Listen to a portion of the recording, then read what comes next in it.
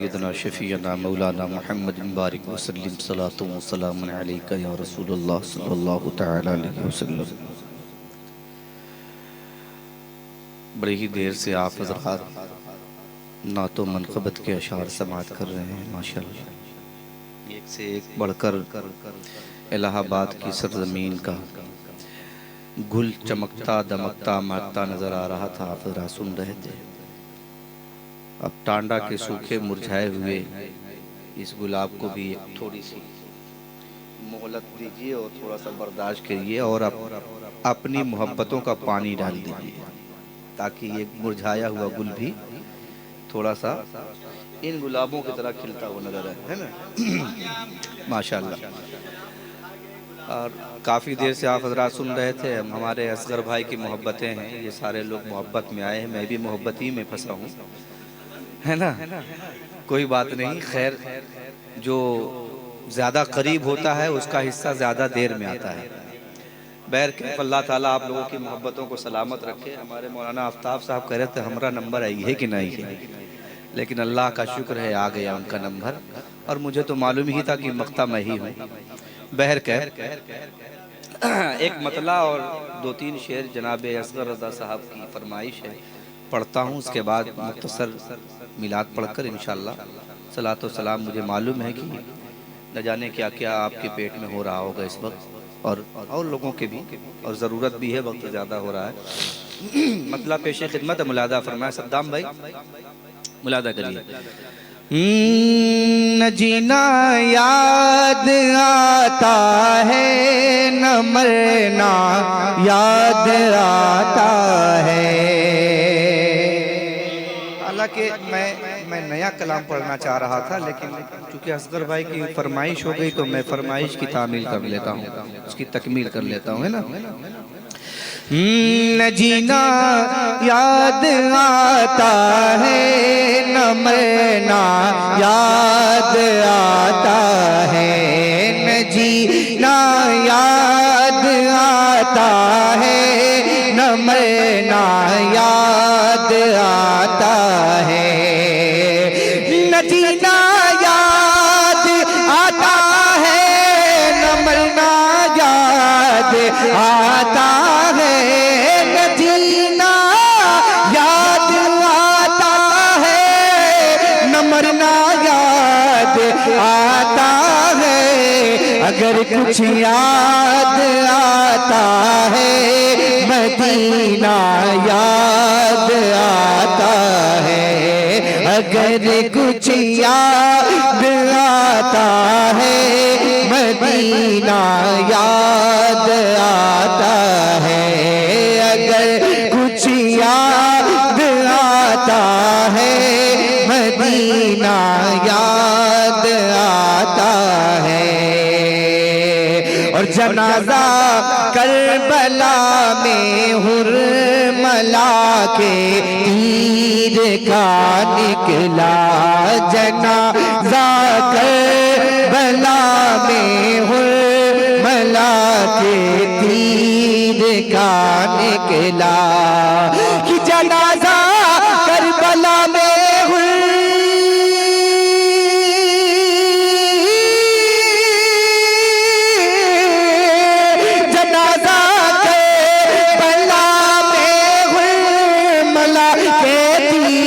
निकला। अली असगर तुम्हारा मुस्कुराना याद आता है। अली असगर तुम्हारा मुस्कुराना याद आता है। न जीना याद आता है, न मरना याद आता है। और ये भी शेर बतौर खास मुलादा फरमा ले। न जीना याद आता है, न मरना याद आता है। चमकता था हजारों लोग में भी चांद के जैसा चमकता था हजारों लोग में भी चांद के जैसा कि चमकता था।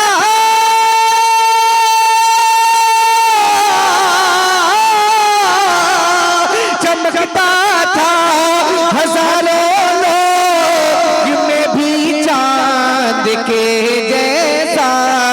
मुझे वो जगह रहता जो शरिया याद आता है। मुझे वो जगह रहता जो शरिया याद आता है। न जीना याद आता है, न मरना याद आता है। और जिस शायर का कलाम उसका मक्ता भी पढ़ दिया जाए, है कि नहीं? पढ़ दिया जाए। हुजूरे रब गमे उम्मत में अंजुम रोज उठ उठ कर। हुजूरे रब गमे उम्मत में अंजुम रोज उठ उठ कर। हुजूरे रब गमे उम्मत में अंजुम रोज उठ उठ गए। रसूलुल्लाह का रातों में रोना याद आता है। रसूलुल्लाह का रातों में रोना याद आता है। नूर व किताबुम मुबीन, तहकीक किया गया अल्लाह की जानिब से नूर और रोशन किताब। नूर से मुराद हुजूर सरकार मदीना सुरूर क़ल्बो सीना जनाब मोहम्मद रसूलुल्लाह सल्लल्लाहु अलैहि वसल्लम की ज़ाते बाबरकत है। और किताब मुबीन से मुराद कुरान करीम है।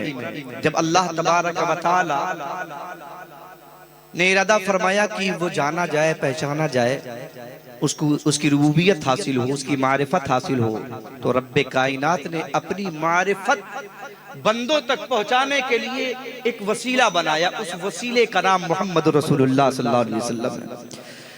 नूरे मोहम्मदी सल्लल्लाहु अलैहि वसल्लम को अल्लाह रब्बे कायनात ने कुन मुहम्मदा कह के तख्लीक फरमाई और उस नूरे पाक को अपने पास रखकर फैजान से अपने माला माल करता रहा, अपने करम से माला माल करता रहा, अपनी रिफतों से माला माल करता रहा, अपनी मारिफत से माला माल करता रहा। फिर रब्बे कायनात का करम हुआ, उसने उसी नूर को हजरत आदम आला नबी अलैहिस्सलातु वस्सलाम की पेशानी में बतौर अमानत रखा।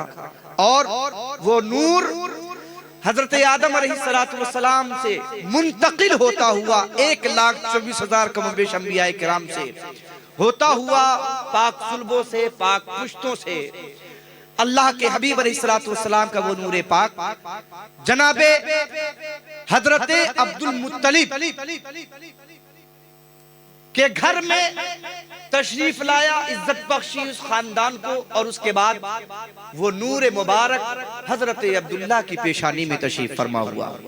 हजरत अब्दुल्ला की पेशानी में जब वो नूर तशरीफ लाया तो उस दिन हजरत अब्दुल्ला मक्के की एक शाहराह से गुजर रहे थे। एक हसीना ने, एक खूबसूरत लड़की ने हजरत अब्दुल्ला को देखा तो उसने दावत फिक्र दिया कि ए अब्दुल्ला, अगर तुम मेरे साथ खलवत के चंद लम्हे गुजार लो तो मैं तुम्हें 100 ऊंट दूंगी और उसके अलावा बेशुमार दौलत तुम्हें दूंगी। उस वक्त हजरत अब्दुल्ला अपने वालिद गिरामी हजरत अब्दुल मुत्तलिब के साथ थे। उन्होंने जवाब दिया उस लड़की से, उस दोशीज़ा से कि मेरा इस वक्त सरे राह किसी और के साथ जाना मुनासिब नहीं, मैं अपने वालिद गिरामी के साथ हूँ। ये उनकी तरबियत थी जो हजरत अब्दुल मुत्तलिब ने फरमाई थी। अब जरा गौर फरमाए, आज का कोई इंसान होता तो लालच तो छोड़िए, अगर कोई औरत दावत ही दे देती लेकिन अल्लाह रब्बे कायनात ने अपने महबूब को और अपने महबूब के वालिद को दुनिया के तमाम खुराफात से पाक और मुनज़्ज़ह रखा। और वो नूरे मुस्तफ़ा हजरत अब्दुल्ला की पेशानी में शानो शौकत के साथ चमकता रहा। हजरत अब्दुल्ला की पेशानी में वो नूर चमक रहा था। जब हजरत अब्दुल्ला ने उस दोशीज़ा को, उस औरत को, उस लड़की को जवाब दे दिया, हजरत अब्दुल मुत्तलिब दूरअंदेश बुजुर्ग थे, उन्होंने फौरन ही अपना रास्ता बदला और हजरत अब्दे मनाफ के घर की तरफ चले गए। उनके घर पहुंचे, दस्तक दी, आवाज आई, कौन? जवाब दिया, कबीले कुरैश का सरदार अब्दुल मुत्तलिब आया हुआ है। अल्लाहु अकबर। इतना सुनना था कि हजरत अब्दे मनाफ दौड़े हुए आए, कहा आपने इज्जत बख्शी, मुझे बुला लिया होता मैं खुद चला आता। कहा मैं दरअसल किसी जरूरत से आया हूँ, किसी काम से आया हूँ। अब जरा गौर फरमाए, कहा बताएं, हुक्म फरमाएं, क्या हुक्म है? हजरत अब्दुल मुत्तलिब कहते हैं कि मैं अपने बेटे अब्दुल्ला का निकाह का पैगाम, उनके निकाह का पैगाम आपकी बेटी आमिना के लिए लेकर के आया हूँ। हजरत अब्दुल मुत्तलिब ने जैसे ही अपने शहजादे, अपने नूरे नजर के निकाह का पैगाम हजरत अब्दुल मुत्तलिब ने अब्दे मनाफ के घर पेश किया, उन्होंने एक्सेप्ट कर लिया और कहा ठुकराए भी कैसे, कबीले कुरैश के सरदार के शहजादे का निकाह है, उनका पैगाम है, उनकी बात है, उनके यहाँ से रिश्ते निकाह का पैगाम आया हुआ है, ये ठुकराना मुनासिब ही नहीं है। फौरन बात तय तमाम हुई और तय तमाम होने के बाद हजरत अब्दुल्ला का निकाह हजरत आमिना के साथ उसी दिन हो गया। हजरत अब्दुल्ला का निकाह हुआ हजरत आमिना के साथ। तारीख कहती है, मुअर्रिखीन लिखते हैं और तमाम मजमून निगार, राइटर इस्लामिक लिखते हैं कि उसी दिन हजरत आमिना के निकाह के बाद आपकी रुखसती हो गई। उसी दिन हजरत अब्दुल मुत्तलिब की बहू बनकर हजरत आमिना उनके घर तशरीफ ले आई, हजरत अब्दुल्ला की बीवी बनकर। हजरत अब्दुल मुत्तलिब की बहू हजरत अब्दुल्ला की शरीके तैयबा हुजूर अलैहिस्सलातु वस्सलाम की वालिदा मखदूमा हजरत सैयदा तैयबा आमिना सलामुल्लाह अलैहा की जब घर पे आमद होती है, उसी रात पूरी कायनात चमक रही थी, पूरी दुनिया रोशन थी। उसी रात जब हजरत अब्दुल मुत्तलिब के शहजादे हजरत अब्दुल्ला और हजरत आमिना का मिलन होता है, वो नूर मुस्तफा जो हजरत अब्दुल्ला की पेशानी में चमक रहा था, वही नूर मुस्तफा मुंतकिल होकर बतने आमिना में तशरीफ लाता है और वो हजरत आमिना को 9 महीने तक शरफयाब करता रहता है, इज्जतों से माला माल करता रहता है। वही आमिना कहती है, जिस दिन मैं हामिला हुई उस दिन से मेरे पास बधाइयां आने लगी, मुबारकबाद आने लगी, हर तरफ से मुबारकबाद के नगमे गूंजने लगे। हजरत आमिना कहती 9 महीने के बाद जैसे ही मेरा वक्त, मेरी डिलीवरी का वक्त करीब आता है, आमिना फरमाती है कि डिलीवरी के वक्त जैसे आम औरतों को दर्द होता है, मुझे ऐसा कभी दर्द नहीं हुआ और ना ही उस वक्त हुआ। अलगरज ये मुख्तसर ये कि आका करीम अलैहिस्सलातु वस्सलाम की 9 महीने के बाद इन दुनिया में आमद होती है। आका करीम अलैहिस्सलातु वस्सलाम जब तशरीफ लाते हैं तो नबी कौनैन सल्लल्लाहु अलैहि वसल्लम का हाल ये था कि वालिदा मुअज्जदा की गोद से उतर जाते हैं और सजदे में चले जाते हैं। हजरत आमिना फरमाती कि मैंने अपने बेटे के कान से, जब अपने बेटे के मुंह से अपना कान करीब किया तो आवाज आ रही थी। मुअर्रिखीन ने लिखा कि हजरत आमिना फरमाती है कि आवाज ये थी, या रब्बे हबली उम्मती, अल्लाह मेरी उम्मत को बख्श दे। ये तो हुजूर की आमद का है मामला, लेकिन अब अल्लाह रब्बे कायनात हजरत जिब्रील को हुक्म देता, जिब्रील फौरन इसी वक्त अभी जाओ और 3 झंडे जन्नत से लेकर के जाओ। तवज्जो के साथ सुनिए, नबी की मीला, 3 झंडे जन्नत से लेकर जाओ। एक रिवायत में कि 4 झंडे लेकर के जाओ। 3 या 4 झंडे हजरत जिब्रील लेके आए। झंडा भेजने का हुक्म अल्लाह रब्बे कायनात ने दिया, लाने का काम जिब्रील ने किया। जन्नत से झंडा लेके आए, रब की बारगाह में अर्ज़ किया, मौला करना क्या है? कहा एक खाने काबा की छत पे लगा दो, एक मशरिक में लगा दो, एक मगरिब में लगा दो। एक रिवायत के मुताबिक 4 थे, तो अल्लाह चौथा कहाँ लगाए? कहा आमिना के घर की छत पे लगा दो, ताकि दुनिया जान जाए कि आने वाला कोई आम इंसान नहीं है, पूरी कायनात का मालिक और मुख्तार।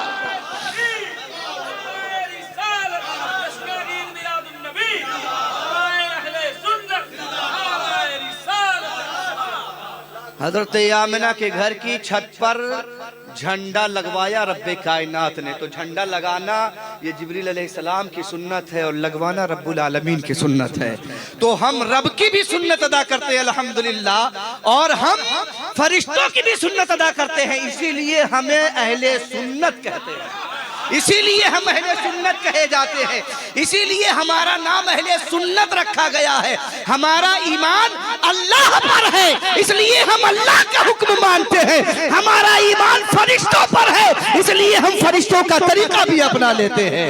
अल्लाह रब्बे कायनात के हबीब जब दुनिया में तशरीफ लाए तो पूरी दुनिया नबी कौनैन सल्लल्लाहु अलैहि वसल्लम के खैर मकदम के लिए खड़े होकर तराने गा रही थी, शादियाने बज रहे थे, तला अल बद्रु अलैना की धूमें मची हुई थी। हम भी और आप भी मिलकर हुजूर अलैहिस्सलातु वस्सलाम की बारगाह में सलातो सलाम का नजराना पेश करें और अपनी मोहब्बतों का